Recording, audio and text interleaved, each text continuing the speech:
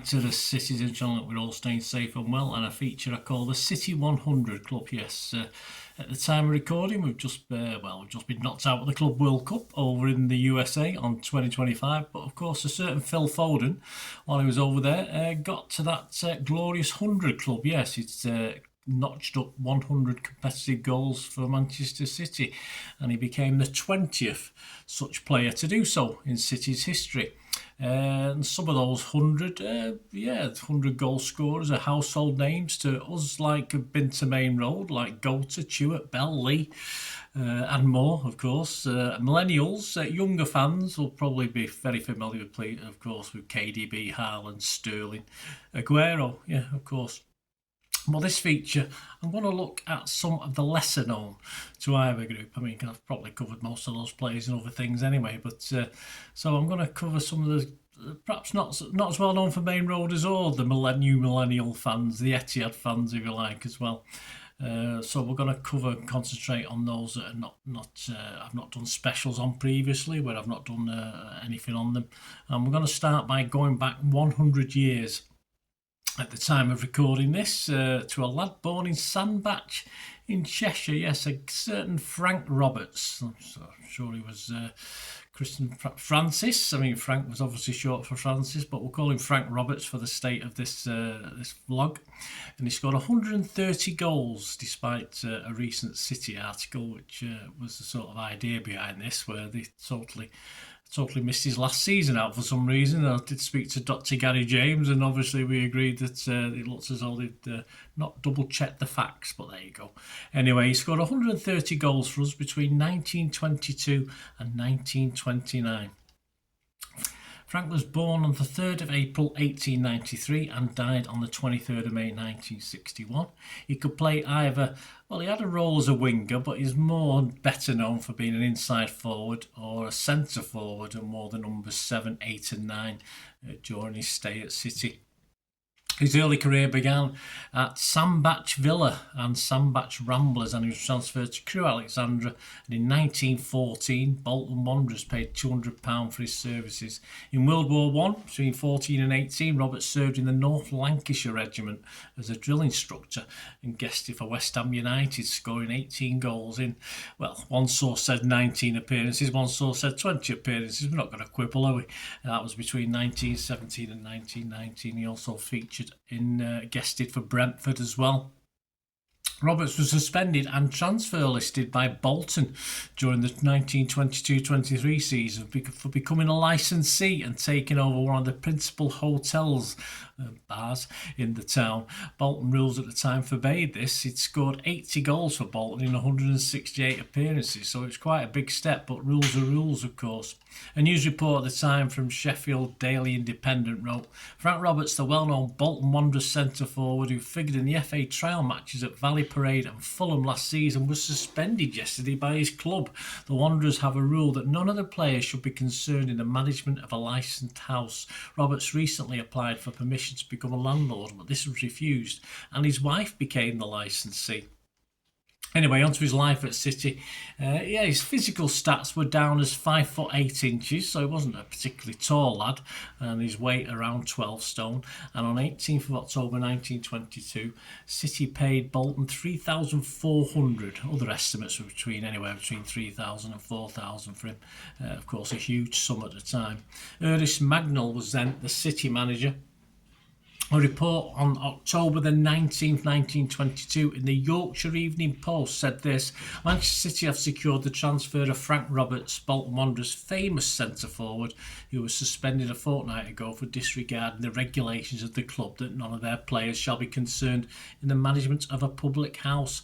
Though the amount of the transfer fee is a closely guarded secret, it is understood to exceed £3,000. A number of clubs have been making inquiries about Roberts, including at least one Yorkshire club. He made his debut for City away at Preston North End on the 21st of October in a 2-0 win. The starting lineup that day for City: Jim Mitchell, Sammy Cookson, Jack Allen, Sam Sharp, Mickey Hamill, Charlie Pringle, Hugh Morris, Roberts himself, Tommy Johnson, Horace Barnes and Billy Spud Murphy. Yes, famous Billy Spud Murphy. He wore the number 8 shirt that was worn previous games by John or Jack Warner. A week later, his Hydro debut was against, yes, the same opposition, this time a 2-1 City win in front of estimates anywhere at Hydro between 22 and 28,000. And his first City goal was against his previous employers, Bolton, at Hydro on the 18th of November in a 2-0 win in front of around 30,000.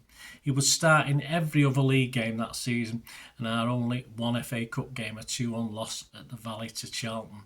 He would score another 9 league goals that season, taking his total to 10 in 32 games, which was okay.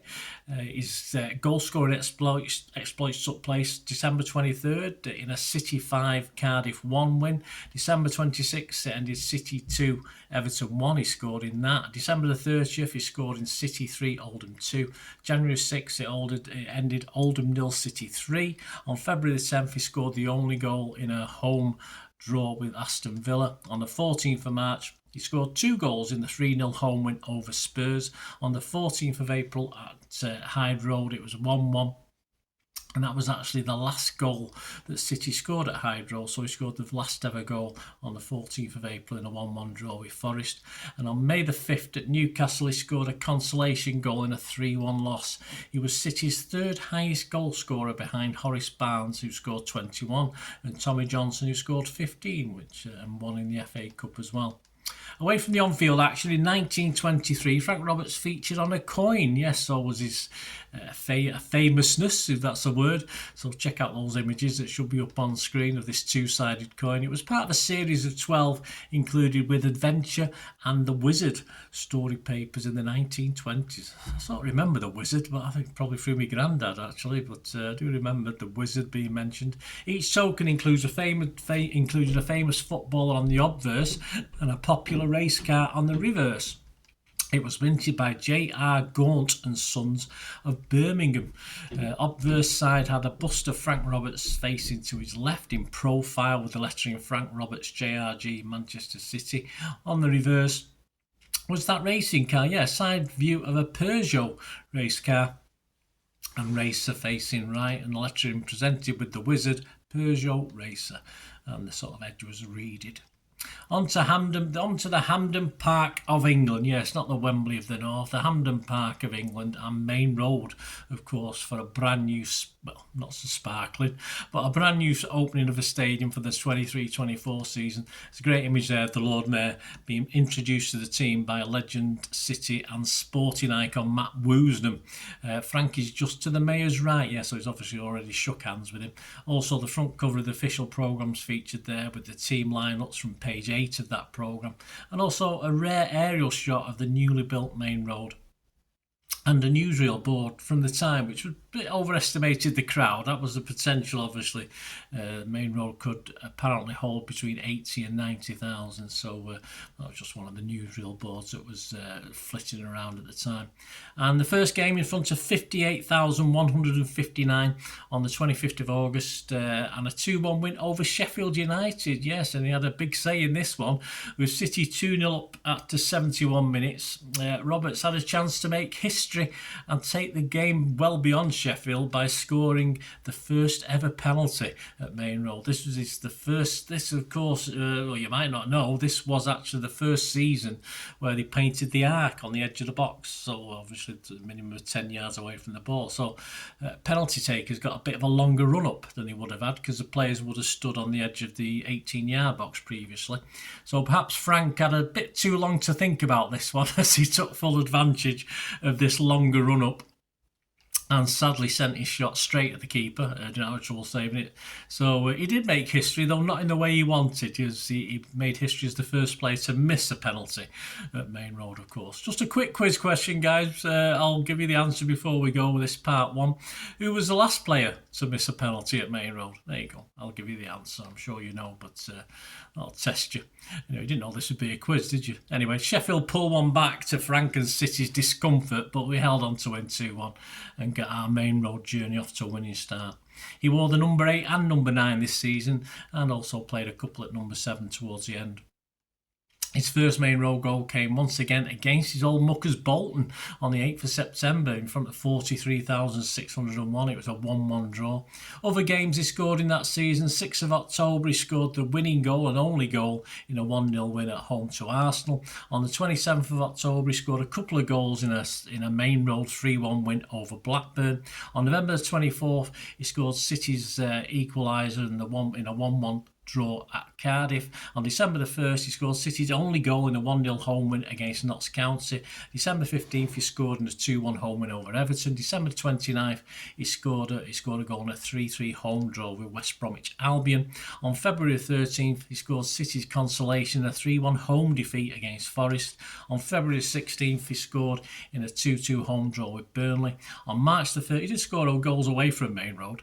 On March the 1st ended City 3, Borough 2. He scored one of those. On April the 12th he scored away at Huddersfield in a 1-1 draw. On April the 18th he scored City's winning and only goal in a 1-0 win over Birmingham. And on the 26th of April away at West Ham he scored one goal in a 2-1 victory. Robert scored 14 league goals in 41 games. He'd only missed one league game all season. And he also scored 4 goals in 8 FA Cup games. In the first round on January the 12th he scored in a 2-0 win over Forest at Main Road. In the second round on February the 2nd he scored in a 2-2 draw with Halifax again at Main Road.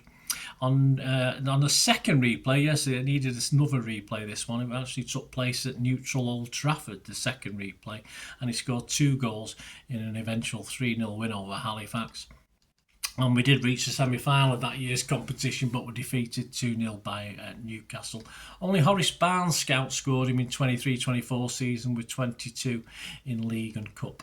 On to 1924-25 season under new manager David Ashworth. He would again wear number 8 and 9, and he would become not only City's top scorer, but the first divisions as well. And it was noted that his main attribute was his quick speed off the mark that left defenders helpless in his wake. His impressive total start with a brace, 2 goals in the opening league fixture away at Bury on the 30th of August, a 2-0 win. Other goals he scored in a 4-2 home win against Forest on the 6th of September. On September the 13th, 2 in a 5-3 loss at Anfield. On September the 20th, he scored 2 again in a 3-1 home win over Newcastle. And his first hat-trick on September the 27th in a 5-0 home win over Sheffield United. And October 4th, City 3, West Ham 1. He scored 2 more in that one, so he scored 12 in the first 8 league games that season. A City battled towards the top spot that season, but as he and City ran out of steam, he still got plenty of more goals. October the 25th, he scored in a City 2, Bolton 2. He scored on November the 8th in another, we're drawing far too many games this season, another draw, City 2, Everton 2. On November the 10th, it ended Spurs 1. He got City's 1 as well in a 1-1 draw. November the 22nd, it ended City 2, Cardiff 2. He scored both City's goals in that one. November the 29th, it ended Preston 2, City 3. He scored a goal there. 6th December, City 3, Burnley 3. He scored one. He scored one in a 3-0 win at Leeds on December the 13th. And against Liverpool at Main Road on January the 17th, he scored 4 in a 5-0 win. On February the 14th, he scored City's consolation in a home defeat against Blackburn. On February 21st, he scored our goal in a 1-1 draw at Huddersfield. On February 23rd, he scored both goals in a 2-1 home win over Sheffield United. On March the 7th, he scored 2 more and our 2 goals in a 2-1 win over Notts County at Main Road. And on March the 21st, he scored our only goal in a 3-1 loss at home to Sunderland. As we settle for mid-table, despite his heroics, he actually failed to score in the last 8 league games, so it would have been even more impressive if he'd notched 2 or 3 more. In City's one game in the FA Cup, he was the scorer though, a consolation goal in a 4-1 loss at Preston. The tally of 31 goals in 38 league games also meant he joined another rather exclusive City club, the 30 goals a season club, one which, of course, as I'm recording this, a couple of years previously in his first season, Erling Haaland joined. So that's another record for Frank Roberts. Before I conclude this for part 1, a quick quiz answer. Yes, of course. Who was the last player to miss one at Main Road? Frank Roberts was the first. The last one to miss one at Main Road, of course, was Mr. Stuart Pearce against Portsmouth. We all remember that. I was gutted that day. I was gutted, absolutely gutted, against Portsmouth on April the 21st, 2002. So there you go. Give yourself a pat on the back if you got that right. Join me in part 2 as Frank's goal-scoring exploits bring him international recognition, and he flies us all the way to Wembley with a match-up with his previous employers, Bolton Wanderers. They're appearing a lot, Bolton, aren't they? Anyway, there you go, guys. Thanks. I won't ask you for any memories of Frank Roberts unless your granddads have told you or your dads have told you. I have no memories apart from what I glean from certain places. So hope you enjoyed that. Anyway, please make sure you join me for part 2. Great character. This City 100 Club's 100 goals special. Thanks for watching, guys. Please, if you are new to the channel, make sure those buttons are pressed. If you want to help support me going forward, or you enjoy what I try and do on the channel, there are ways of doing that. Just keep watching and listening. I hope you enjoyed the feature, and yeah, if you can support me through the subscription, if you can subscribe, guys, that'd be wonderful if you've not already done so. We do actually have memberships at the moment, just 99p a month, so you get access to all my City stuff, including all the history vlogs, dozens and dozens not been published yet that you get immediate access to, and every time I do a edit and do a vlog, you get immediate access to it as well. So you can have a copy of scripts as well if you want any hard copy of the sort of things I do on matches and teams and managers and players, etc., etc. So if you can join the membership, that'd be wonderful. We'd fine. And yeah, if you want to support the channel just by watching the ads, that helps. Watch the ads, let them play through while you just have to check your phone or something, let it play out. And of course, if you follow any of the links, that always works as well. You follow a link to one of the ads and you fancy something. I've done it myself. I've followed a link and actually purchased something from another organisation. But it can happen. It can happen. Not all ads are stuff you're not interested in. And of course, if you can give us a like, guys, that would be absolutely fantastic. All likes are much appreciated. Anyway, thanks for watching. Until the next time, of course, I only ever ask one thing, don't I? Please, I ask you all to stay safe, especially you Blues. Until the next time, come on, City. Bye for now.